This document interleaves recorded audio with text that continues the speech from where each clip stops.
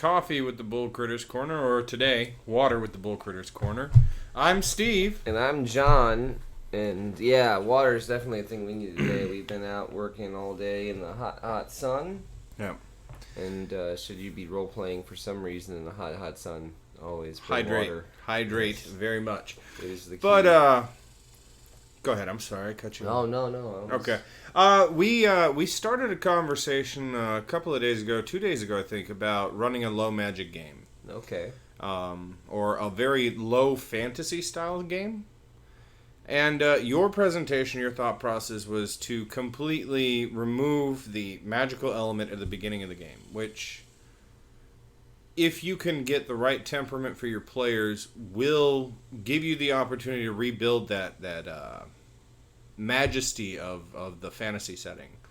Yeah. Go ahead. Start the players off in a place that's human, that's normal, where they can most easily attach themselves to the motivations and understandings of their characters in the game. And that way, when you reveal magic to them in character, it's almost as though you reveal magic to the player himself. Now, again, I do love that idea, but my standpoint through the entire process has been you shouldn't remove magic. And I still think that. But I think that there are ways that you can keep magic in while heavily limiting it so that it will still feel very low magic. First off, I would say that if you're going to have a spellcaster in the story, in the game, specifically either a wizard or a cleric, I don't think any of the natural casters should become available until you present more of that world, more of that majesty. Yeah. But very specifically, I want to start with your wizard. You mentioned that certain kings might have a wizard. Yeah, like a Merlin. Yeah, a Merlin. But literally, like in other than Morgan Le Fay and Merlin in Uther Pendragon's story, there aren't other wizards. That's it. There's like an apprentice here and this. Yeah, and that, no, I get that, but you also have a thing where in this world, at one time, even the human realm had magic, yeah. It's kind of like they denuclearized them. No, the loss of magic and ignorance. I get that. So I would say if you're going to have any spellcaster, be it a cleric or a wizard, you limit the party as a whole, a group of 4 to 6 people, to one. Now, on top of that, that one either is a grand disciple of a church, or he is the single apprentice to the king's, maybe even a secret apprentice. So they gain very limited access to spells.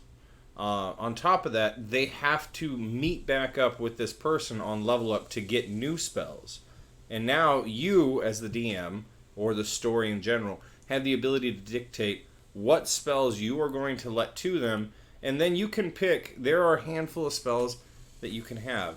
The next step... go ahead.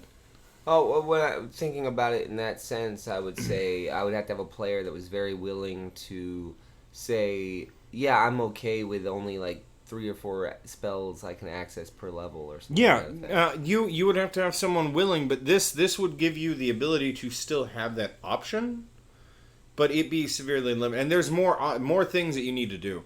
One of the main things you need to do, in my opinion, before after you've done what we just talked about, is 5th edition has the components pouch and the arcane focus. Both of those go away. They just gone. Now, if you want to be a spellcaster, we need to go and look in the spell. What do we need for fireball? Oh, I need some sulfur and bat guano. Well, you sure shit better have that pinch of bat guano and sulfur in your pouch, because if you don't have it on you, you might know the spell. And then as a DM, one of my responsibilities does become understanding that where they're at now and where they might be going in the future after talking to the player, or the expectations maybe if you've played with that person before, what kind of spells they would do. Start peppering around these natural resources in my descriptions of certain environments. Definitely.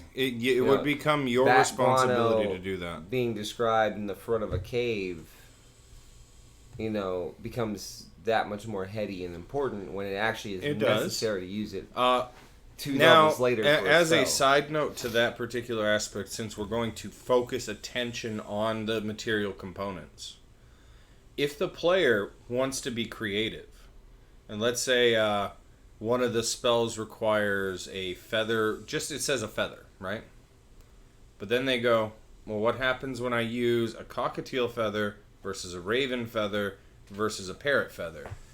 You get this ability to now allow them this experimental majesty of magic, where they are playing with magic, and you can go, well, actually, if you use a very common bird feather, it just does the spell. But if you find a rare bird, like let's say they find a phoenix feather for Featherfall, that'd be a weird one for Featherfall, but if they use it, you can add some sort of flair to that to make it that much more interesting. Well, Go ahead. One of the things I thought that would be cool, because since your characters would have access to magic and no other players really, or no other NPCs in the realm would have access to magic, since your magic becomes that much more powerful, if you were to do that, you could combine spells. Like, instead of going, oh, you can only cast one spell per turn, you could go, oh man, I really wish I could cast this and this at the same time. Like, okay, well, we can find a way to that make could a new be spell. no, that could be and interesting. That new spell could be this combination of these things, these combination of effects. Another thought would be, let's go back to the fireball.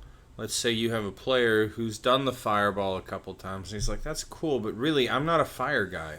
I'm more of a frost guy. Yeah, and then so you have a ball of like solid ice fly in, and it shatters on impact, and a bunch of icicles. Oh yeah, now you allow them the ability with Arcana checks and other research-based things to start figuring out, well, what elements could I replace for a fireball to turn that into an ice ball? That's one of the things I was saying actually some months ago when we were discussing it. I probably and you were like, you don't want to change magic. You can't change magic.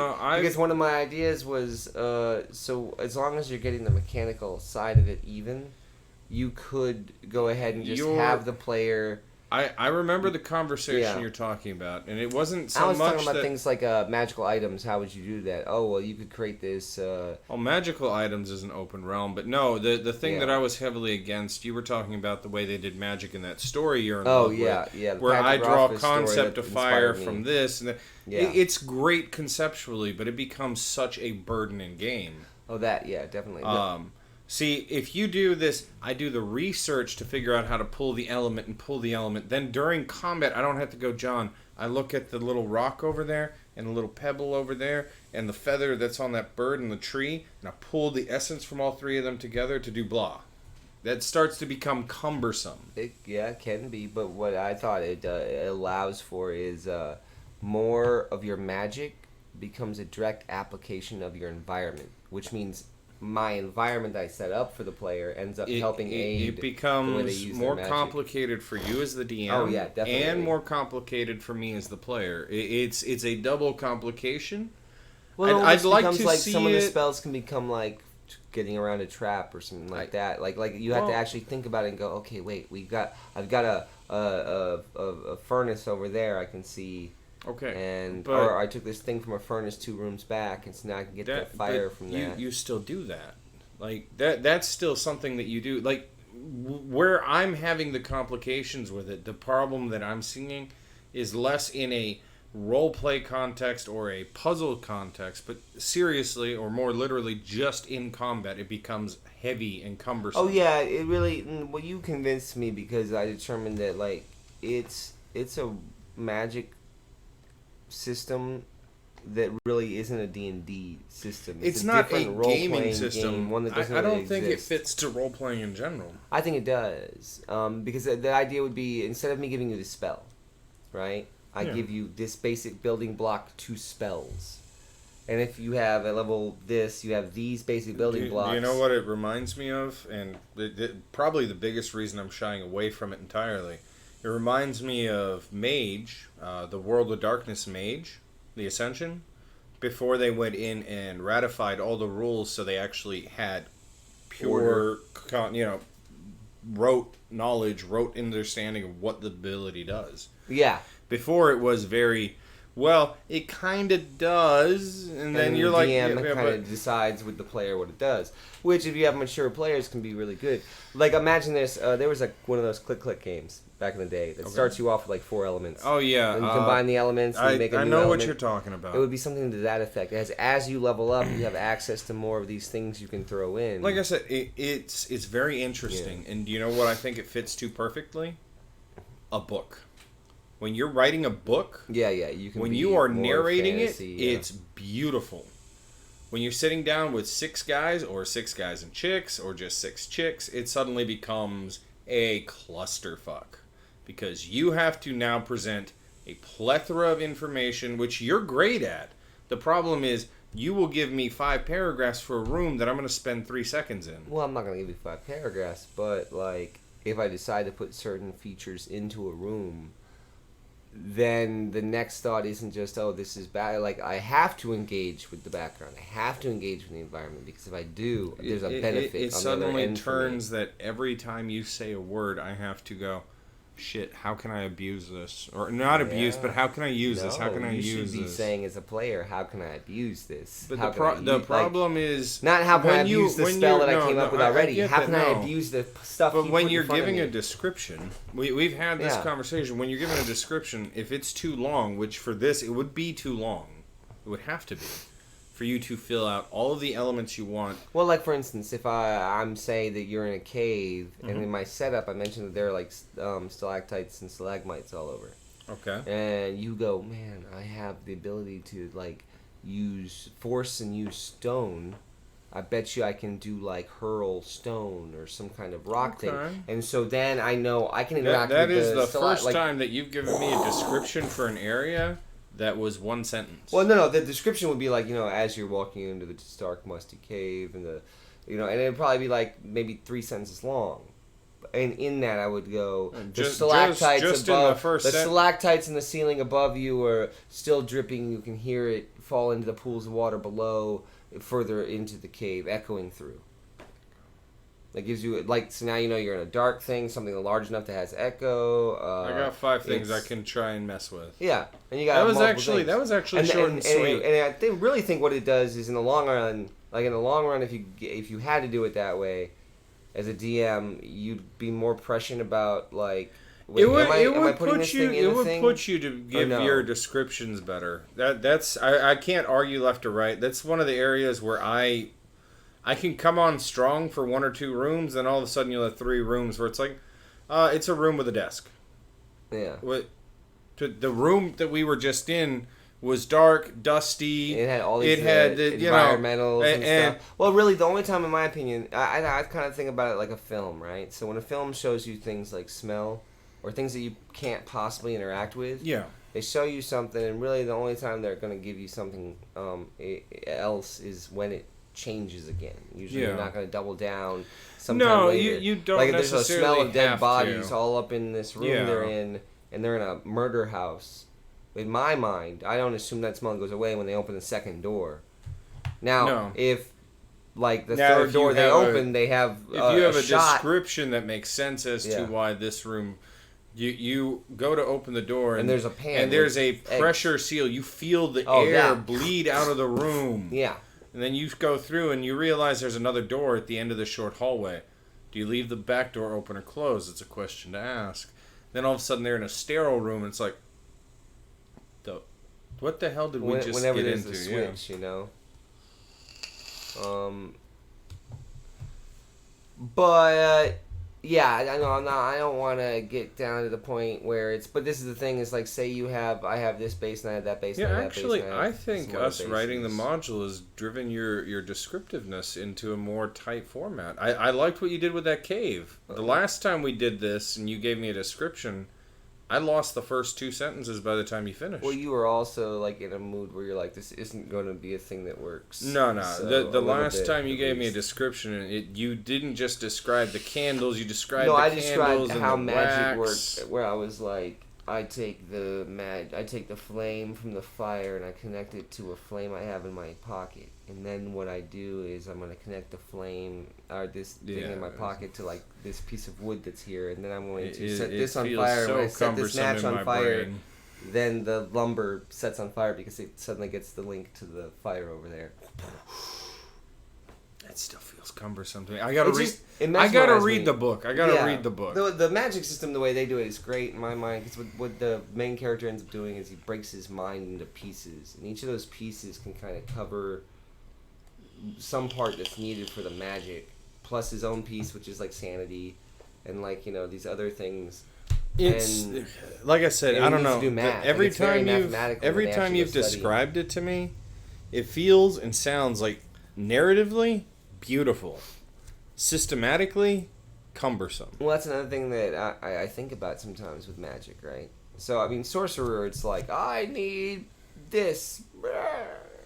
Boom. Yeah, the sorcerer seems to pull it out of thin air. But the wizard, they always talk about studying. And so now look, you can go like a couple routes with that, but there's like, oh look, there's this hand motion. No, I mean, but if you watch The Magicians, the TV show, or if you just think about it as study, you can go, no, you don't understand, because of where he is. He has to have the spell be this big. If you think of the wizard, and so it's going to be this big of a hand motion instead of this big of a hand motion. You can figure out the mathematics behind it, but it could be that they're doing exactly what you're talking about. No, I'm saying they have mathematics. They have to learn. Yeah. Like when they're in that situation, they go, okay, 60 feet away, and I need a fireball, so I'm going to need to do this, but I need to do it this high because this high is this many feet, whereas this high is this many feet. And they have to do something that manipulate, like they have to learn how to manipulate, and that manipulation for certain spells doesn't just come as a verbal. Sometimes it comes as well, hand even gestures. as verbal. Like for instance, like the idea that I have to teach you magic, right? So if I go like Expelliarmus, and you go, well, I just saw him do it at night. Expelliarmus. I did the same hand motion, did the same thing, and all that. You didn't swish your wrist right. Yeah, you didn't do the exact thing. You didn't do the exact fucking, wording in the exact accent. For a wizard, it really is, in theory, that hyper-technical. For you to be casting a spell. Lost a lot in the imaging of magic in that. Is that there's not a lot of this, like, there's a reason your guy had to study magic. When you're using magic in the field, like, your dude is really, like...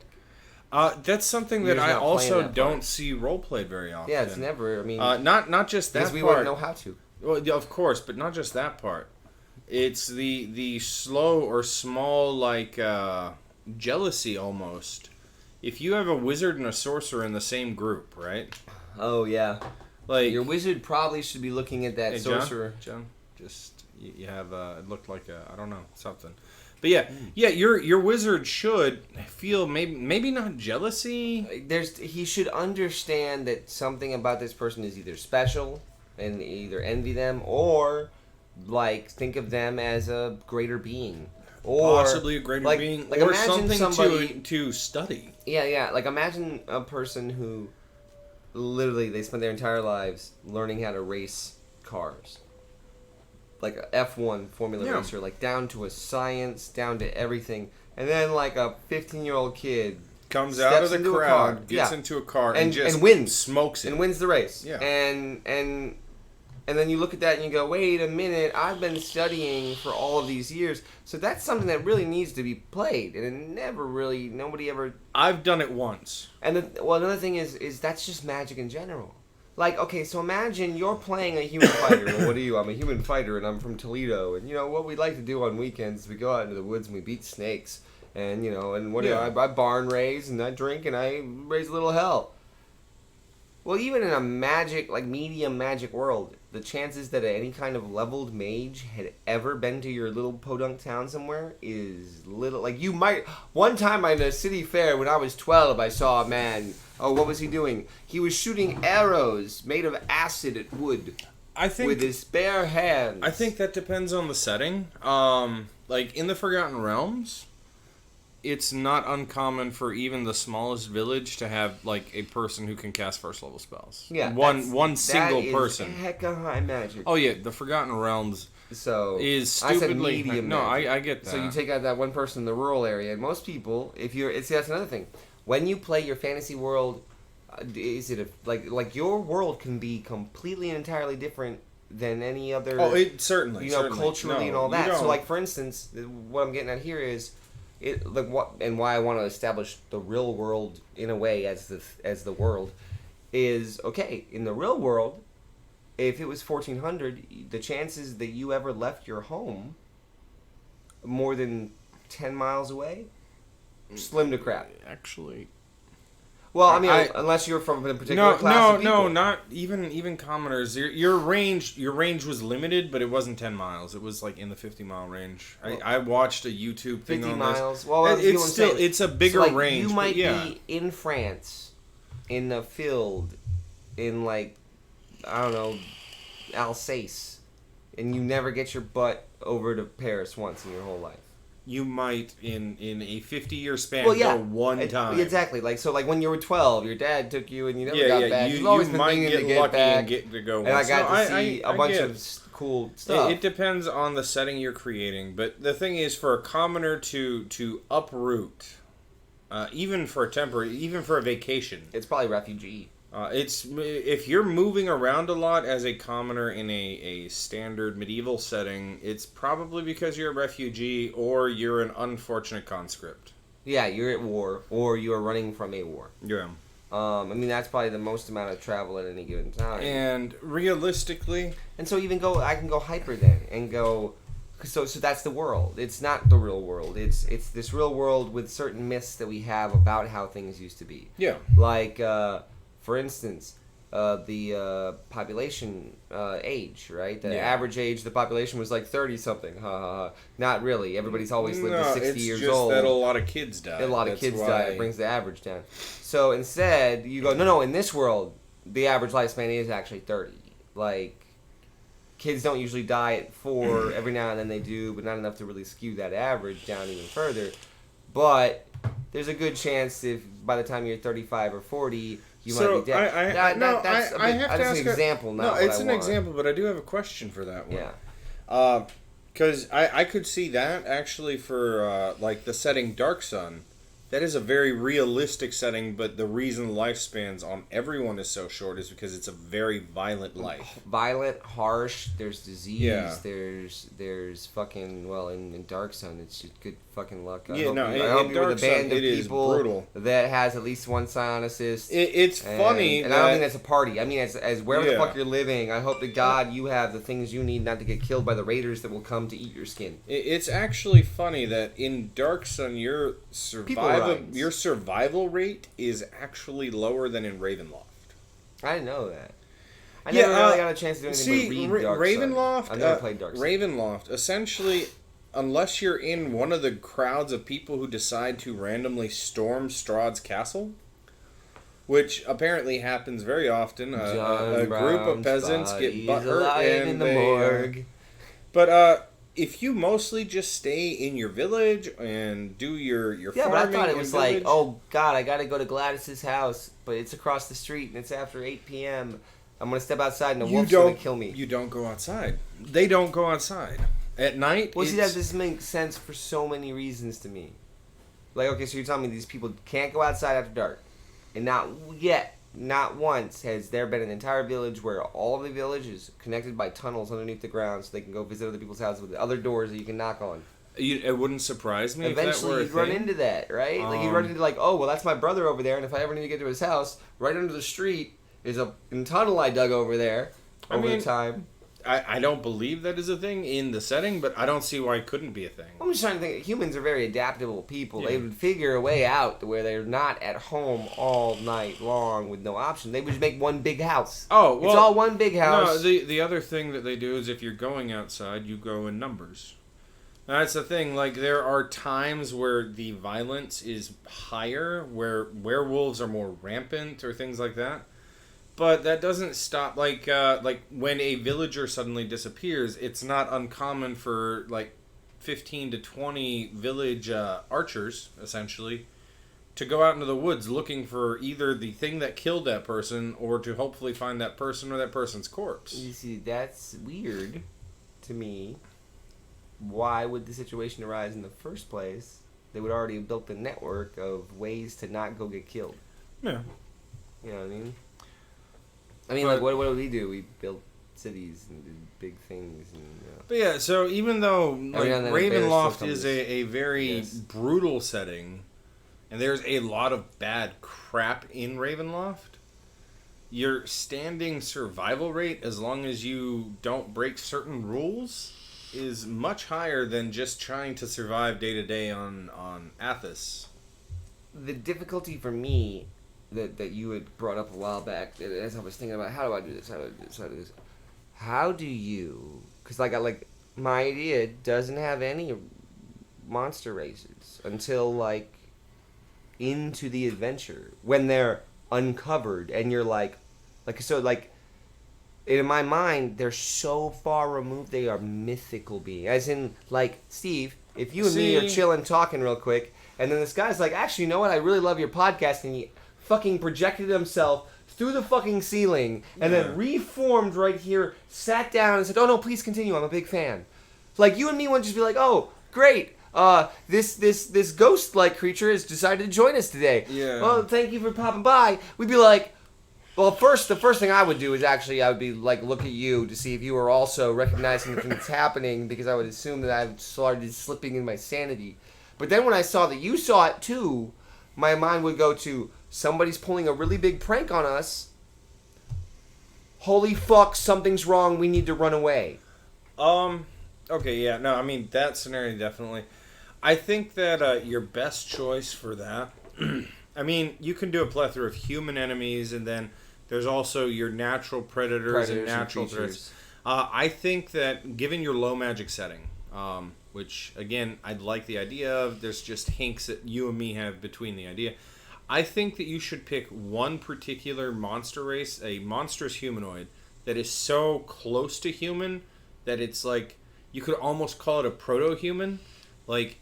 Imagine, this is probably not the best example, but just for the sake of saying it, imagine hobgoblins are the step of evolution before we became human. So those people are still there.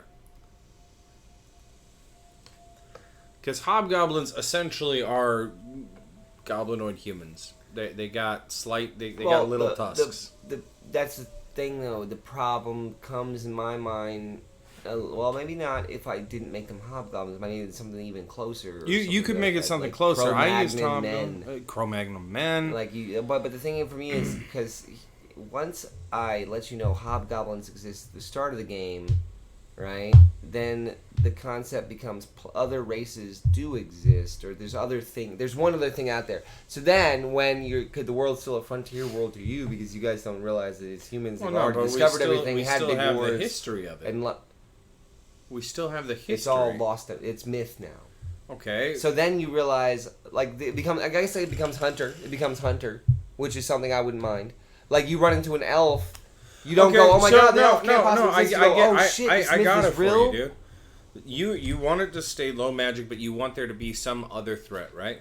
Not a other threat as in a other being, other race in that context.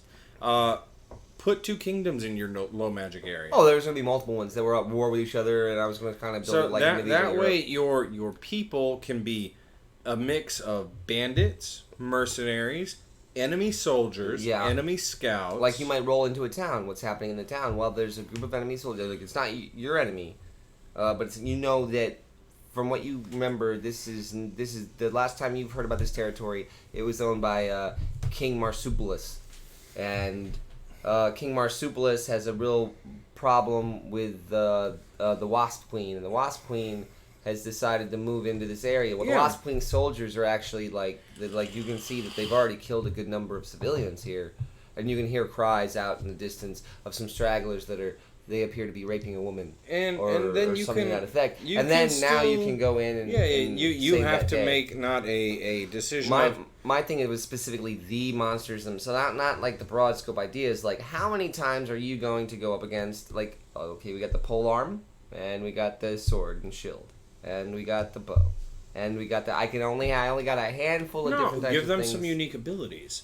Maybe the polearm guys from the Wasp Kingdom use a poison on their polearm. Now all of a sudden it's not just we're dealing with a polearm, we're dealing with a poison polearm. We have to stay the fuck away from. When we deal with the marsupial polearm guys, they don't use poisons. They're against poisons, but you know what they are good at? They are masters at tripping motherfuckers.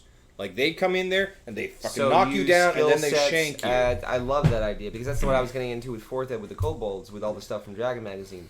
The ability to create And so then there's almost like a feel or a theme to the fights. A theme to the fights, which again is like video games. Like you can even do an entire set of weapons that are made out of like bone and stone and stuff. Cool. And Lurks and Commander Root.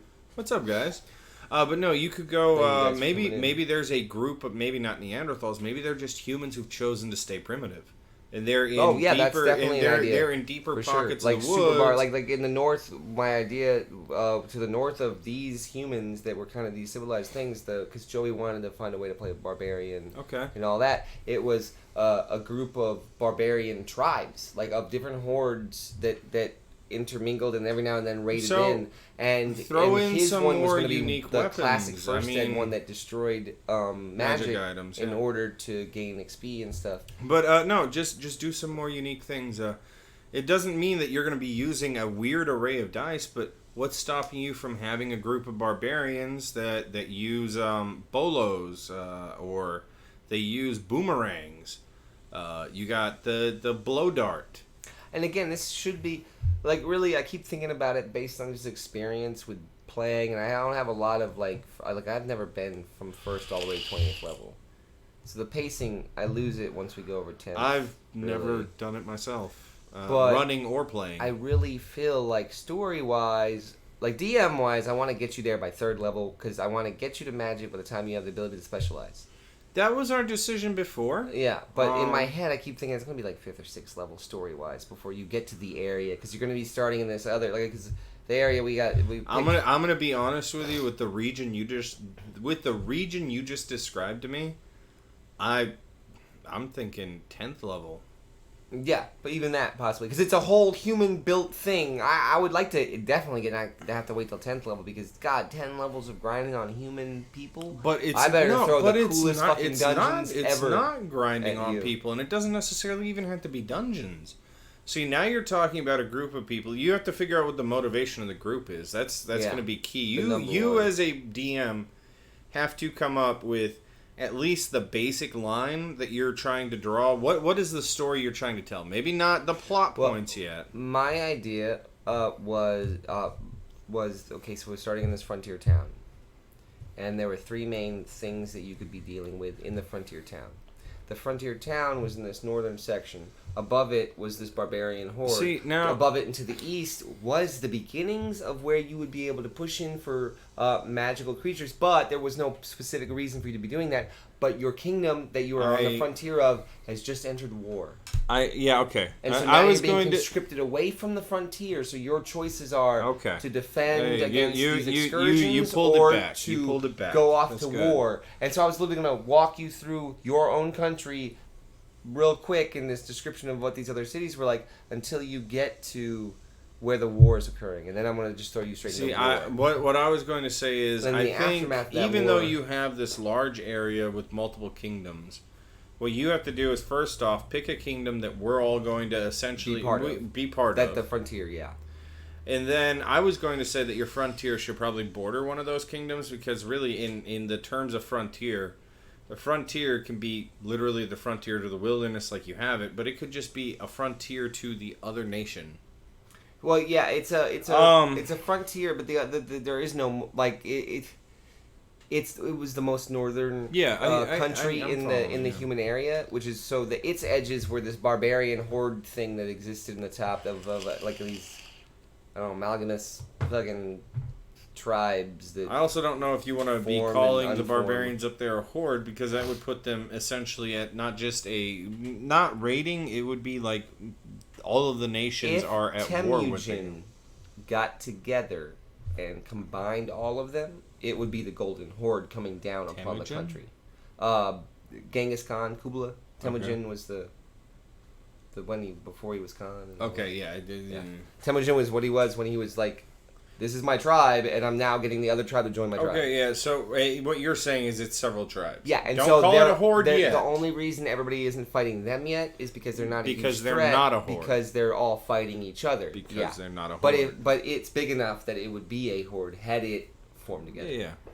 But no, what you did there by drawing the players into a war, into a conflict with another nation, especially if they're nationally...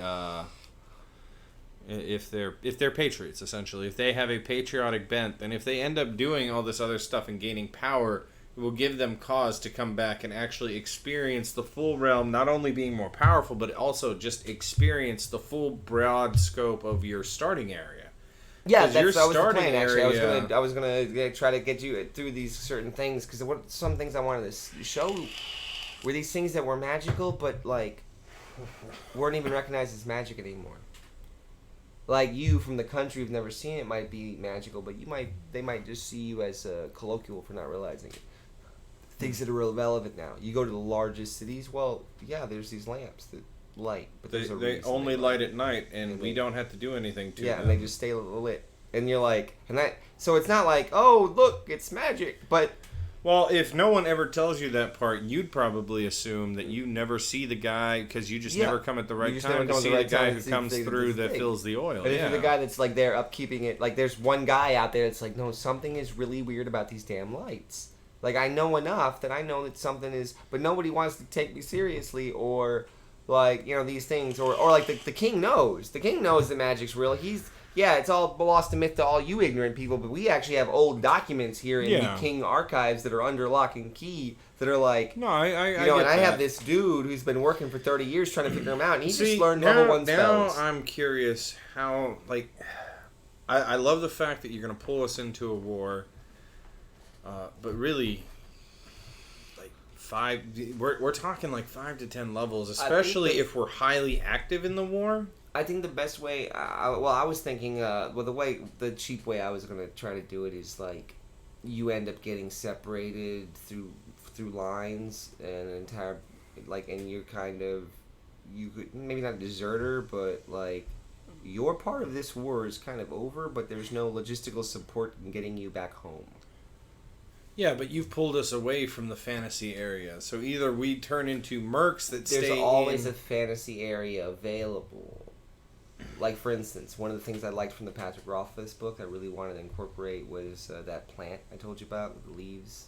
Yeah, essentially, you want the Feywild. That's what it is in D&D. Well, if you get far enough out, like, you can actually recognize this area humans haven't been. Or, like I said before, from the old... you might bump into something by like 5th level or 4th level. He's a half elf. Okay, yeah, he lives on the fringes because he's a half elf, or maybe even like an elf. But like, they're on the fringes, and I can. But the thing is, I really think I gotta figure out what your favorite things are, so that when I do present things to you, there's things you want to see. The way I'm seeing what you've described is we start here at the north, right? Yeah. And I'm assuming, let's say this big circle, just putting in a circle for. Yeah. Okay. We're going to war down here. Yeah. But and then, you said the fantasy realm is up here, no. or it's out there, or it's out here, but it's all on the around outside the human. It's outside of the circle. You're taking us to the center of the circle, essentially. Oh no, I'm taking you I was going to take you like the bottom right of the circle, or somewhere in that area. And that would mean that our kingdom stretches the entire middle part of the circle? No, it'd be like the war would be over here, but the idea would be you're separated from the army in some fashion, and so now you're over here off on your lonesome trying to get back. But this is all... So like, it would almost make more sense to me, just throwing this idea out. We get conscripted in the little shit town we're in. Yeah. Because we're fighting the border fight up here. Oh, you could do that, but I think that's a fight that you might be fighting anyway. No, it's a fight that you're going to fight either way, but the thing is, at least you've kept us in the rain, in the region, you know? So, like, this is coming up to your area. This is like the edges, so the Dwarven Mountains are going to be above here with the barbarian states. Watch your hand real quick. And this is like the edges of the frontier of your country. Okay. And then this is all your country right here, and the road off to the next largest city. This was my world map at the time. Let me see that again so I can get a good delineation of how that works. So here are the barbarian state. Okay. Thing, right? These are all cities and stuff, and they're in different nations. Yeah. And so you would actually be brought down here for war. Uh-huh. This is all like past this mountain, like over here is. Okay, so we would still end up being kind of on the edge of society. Okay, so you're still keeping us on the edge. It's a really big world. It's too big for me to actually like ever run you everywhere. But I figured if I'm going to start something, let me start with enough things behind it that I can like. Okay. You know what I mean? Like, have something to build to. No, but I mean, essentially, you're still doing the thing that I was suggesting. You're keeping us on the edge of what is civilized territory. Yeah. And so you can always what make I was that decision to go the other direction. And if you do... Yeah. You will be the first... You'll be like Lewis and Clark, sans the fact that Native Americans were already out here, so you can't really explore things that people already knew existed. It's just that you didn't know. It's just that you and your people. So actually, we're literally Lewis and Clark, because... Yeah. What we're exploring is stuff that's already known, but unknown to us. Unknown to you, as a thing. I don't know. It's kind of a cool concept, but especially with the war part, my concept really too is, imagine you go do that, and I can get you to like a level 10. I can get you to a level 12, and you found out that elves exist. You don't even know dwarves are a thing. You found out elves exist. You've interacted with some elves. You haven't even interacted with it, and that the idea is you have that. I want to balance this beginning, which is reality. So what happens in real life, Steve? When was the last time you met the president of France? Haven't. You're not going to. Even if you meet a French person, you help them. You're never going to meet the president of France. Yeah. What happens in a fantasy novel, though? A fantasy novel, if you save the right person... You're meeting dude. Yeah. And so that's what I need to balance so that I can be like, oh, this little transition at the beginnings of this thing. At the beginning, we should never be able to find... Yeah. Bring you back to this other world, the human world, where they don't know these things. Once you've... tasted it, but you don't have the access, and then when I bring you back into it, I bring you back in that high fantasy legacy mode where you are the heroes of the entire fucking world now. The problem is that could swing on you. Not necessarily, it could swing on you in a bad way, especially with players like me and Joey. Especially if we were done wrong before. I could see Joey's barbarian coming back, having experienced and been able to break magic to empower himself.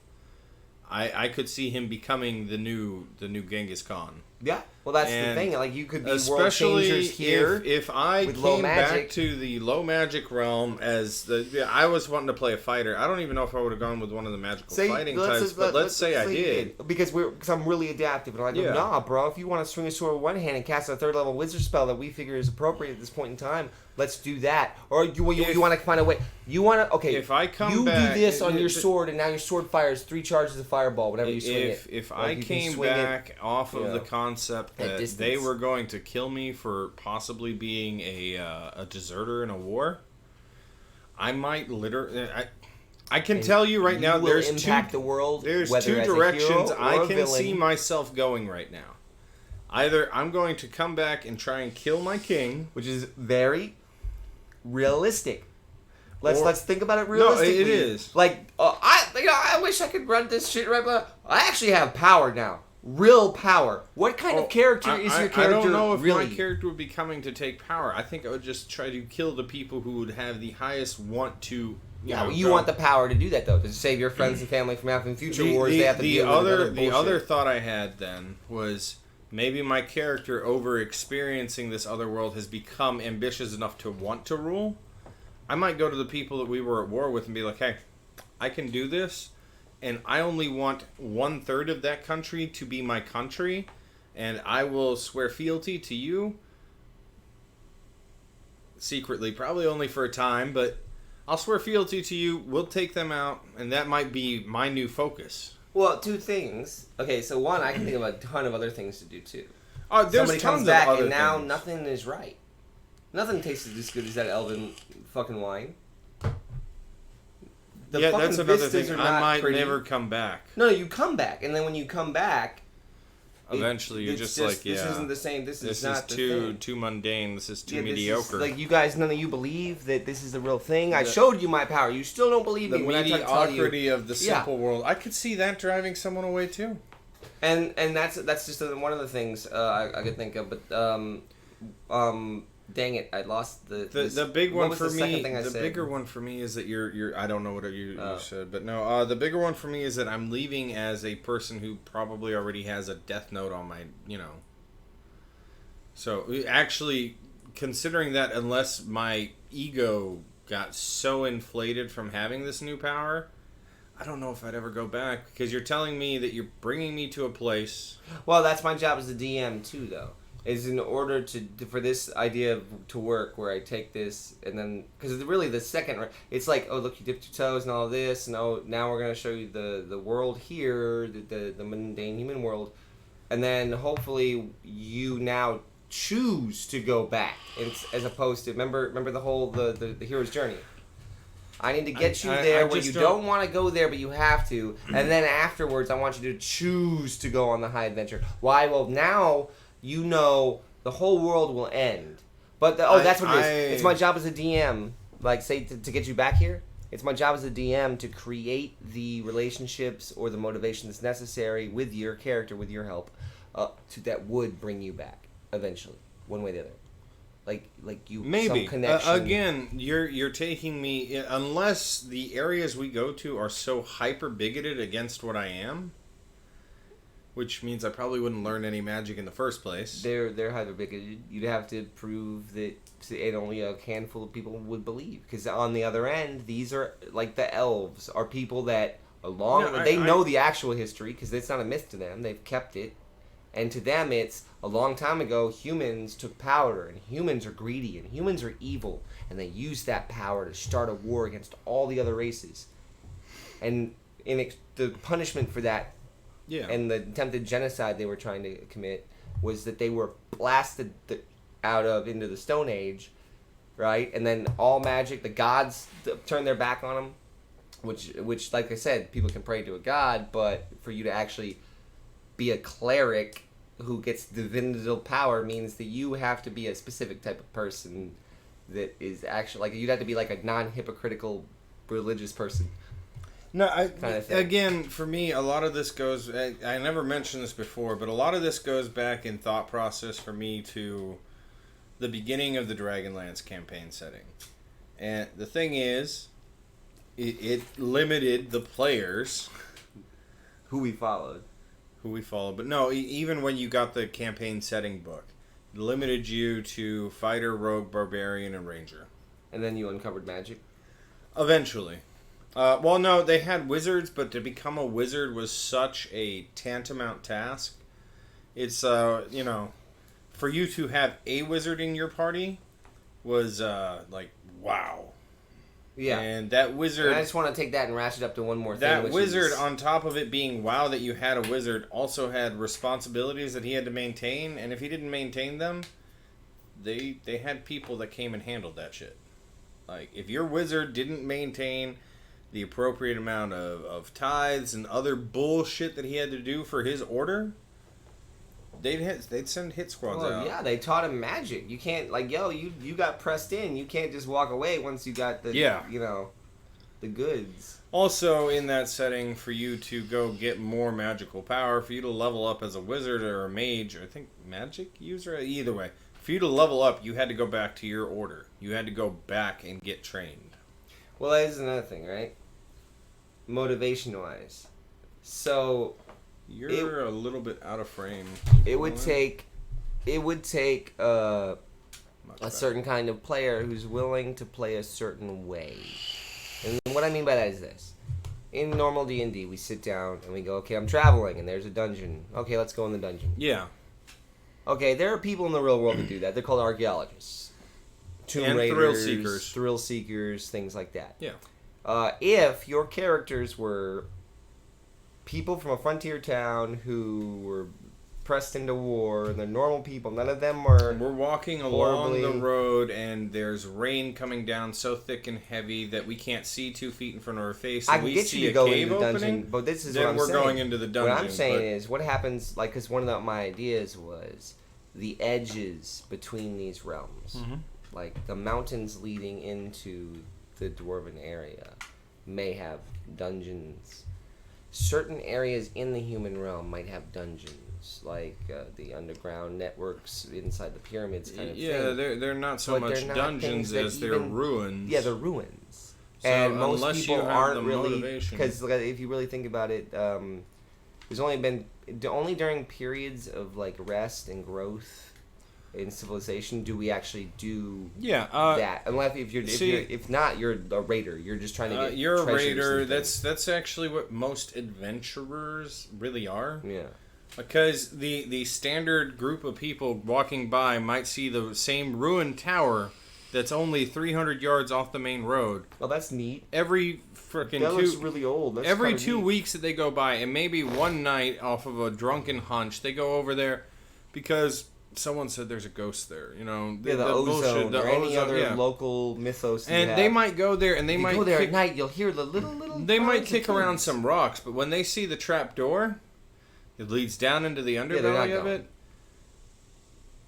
Or one of them might be like, I'm gonna. It's just a cellar, guys, and you open it, and it's actually a set of stairs that just goes off 100 feet into the darkness, and like you're like, you know what?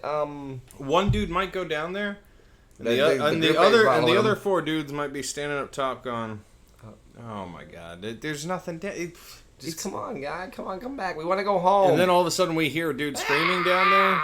You might get 2 people to run down there to try and save him. Maybe if you get really close friends. And If not, a lot the of thing quit is- screwing around, and his foot just flies out, just the foot. The thing is, whatever like happens flesh. down there, if he's just screaming to fuck with people, or if he's screaming because let's say a giant spider, you know, one the size of a horse suddenly jumped on him.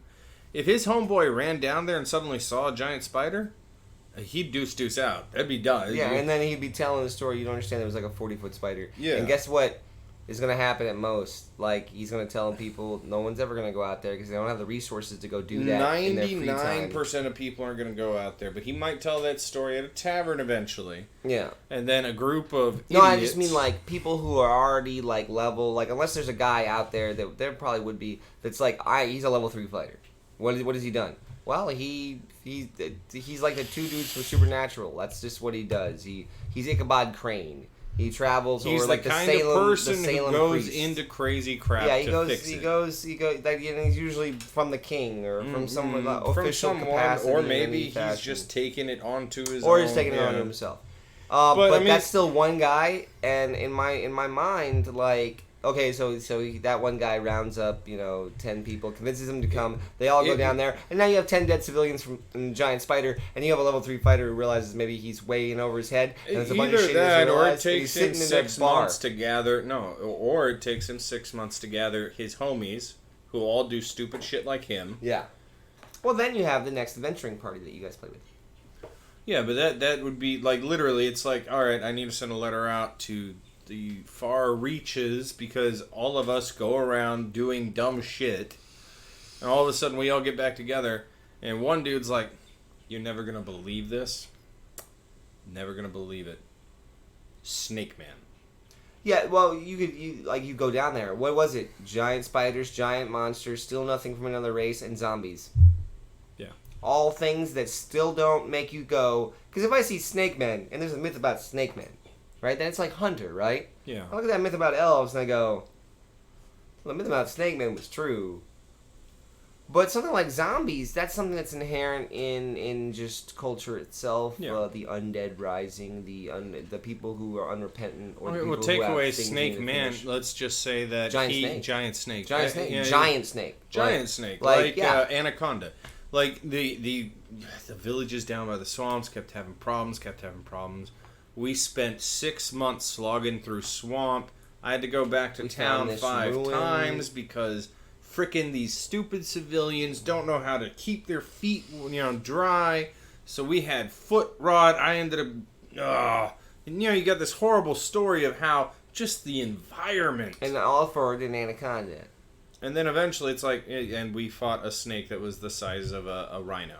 Yeah, like big, like weight wise, like Yeah. like Anaconda the movie. Yeah, like Anaconda And the so- movie, not Anaconda and Anaconda in real life. Like Anaconda the movie. Yeah. So you've taken this natural So- predator and like, we were in the hill steps and we were in this thing and we found this cave and in it was like a dire saber-toothed tiger, like something that's like Another thing I think you should do for your low magic setting, even though your world as a whole ends up becoming more fantastical in the larger scale, there are certain creatures, very specific creatures, things like the dragon. yeah. Or so, when we go and it's like you talk about the red dragon, it's not there's red dragons. No, there's smog. They're small. They're No, small. that's already the thing. And when I'm introducing it to you, It's not even going to be introduced as dragon. No, I get it. The whole point is like the scene when the Hobbit is creeping into Smaug's lair, and there's this tension, this build up with the smell and these other things. That's what I want to build up. I want to build it up in every. This is where I want my player to be. I want the player to be like, oh, is this it? Is this going to be a? No, I don't. I mean, it's not. It can't be. We haven't ran into anything like that. He isn't doing that. Oh wait. Oh my god. I think it really will be. And then, oh my god. I really. Oh my god! It's a fucking dragon. Ah! It adds two aspects to it. First off, the fantasy that you're presenting right now, but then comes the second part. This dragon, the only dragon that we've ever heard talked about, is the only one of its kind. It's been around since before we can remember. Should we take that privilege to kill this thing? Yeah, it's like, oh, what's the CR on like a colossal red dragon? 21. 21? Okay, so you're not killing it anyway. That's your... Yeah. We got to come back to But no, I mean, the dragon is the most extreme example, but if you flip through the Monster Manual, like, imagine there's only one purple worm. Like, yeah. Only there's one. There's a beholder. And he might have other beholders. In a beholder dungeon. The only reason I wouldn't say there's only one beholder... because of what a beholder is. Unless you change the fantasy of it, is the fact that a beholder literally having paranoid nightmares births another beholder. Yeah. So, well, that's why I was thinking, a beholder, and in that beholder dungeon is the other beholders. Or like a minotaur. Yeah, there's a race of minotaur, but somewhere you might find a maze with the minotaur. Yeah. Like, no, there should be, but the thing is, not just make certain iconic monsters, make certain iconic monsters the only ones of their kind. Yeah, like the Rock. And I get, the Rock, you don't think... See, that's another thing that's been lost in D&D. The Rock, the bird monster, right? It's still there. Yeah, it's there. But it's a random encounter. You ran into a rock. The Rock, I remember... Yeah, it's supposed to be massive. And it's part of a huge story. I think it would be really cool if you presented the Rock, right? So maybe the party is actually hunting not for the rock itself. Maybe they just want the feather of a rock. Yeah, the egg of a rock. And then you end up finding the nest at the top of this mountain. They don't tell you rock either. They tell you big bird. Yeah, big bird. But you find this nest, and you see 3 eggs, and these things look like they're ancient. They don't even look like eggs. They look like rocks. Stone. Yeah. And then you find out, oh no, that's normal. The rock, it takes 100 years for an egg to hatch. And no one knows that. No, you don't know that. No, but like maybe you end up taking one of those rocks just because you're like, that's weird. But here's the thing: if I haven't thrown anything at you of that type yet, right? As soon as I describe that stone egg, and if you know it, you're like, that's weird. Now wait a minute, is he doing a rock? Like, he hasn't done anything yet. But the other he's probably not doing a rock. The other cool thing is, let's say you haven't seen the bird itself. You just found the nest. You take the egg. Now, for the rest of the time that you're carrying this fucking egg, this motherfucker's tracking you down because it takes 100 years for it to hatch an egg. So it's like, no, fuck you. Yeah. This takes me longer than it takes you to live. Yeah. And then it becomes a little more epic when that rock and you get in a fight, and then you don't remember, like, because when was the last time you were like... You might have multiple fights with it, which I think would be cool. Cockatrice. Yeah, you could do things like that, too. Extend things out and make it so that and what did you just do, actually? Well, now, that rock that people were fascinated, and there was this legend of the rock, the big bird egg that was, like, made of stone, and maybe it was even a lie, because there's a bunch of lies in myth. If you break the stone open, there's a diamond in the middle of it. You broke it open. Well, you just destroyed that rock. Yeah, wow, that'd be rough. But now the rock's also attacking the local people. Yeah.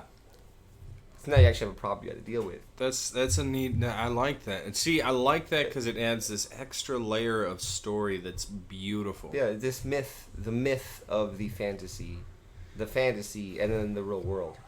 All right, so I'm sure that we're going to end up talking about this topic several more times. Hopefully, we'll be touching different aspects of it.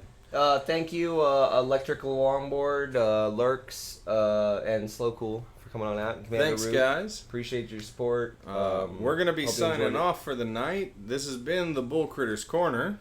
John. And Steve. And you have a good night, guys, for real. Enjoy your weekend. If there's a Comic-Con in your area, make sure you hit it up. Definitely. And anybody doesn't know, I just want The new Jay and Silent Bob reboot has a road show, which means you can do the Q&A thing that everybody always gets upset that they miss, that Kevin Smith does on their movies. So just putting that out there. All right. Have a good night. Peace, guys.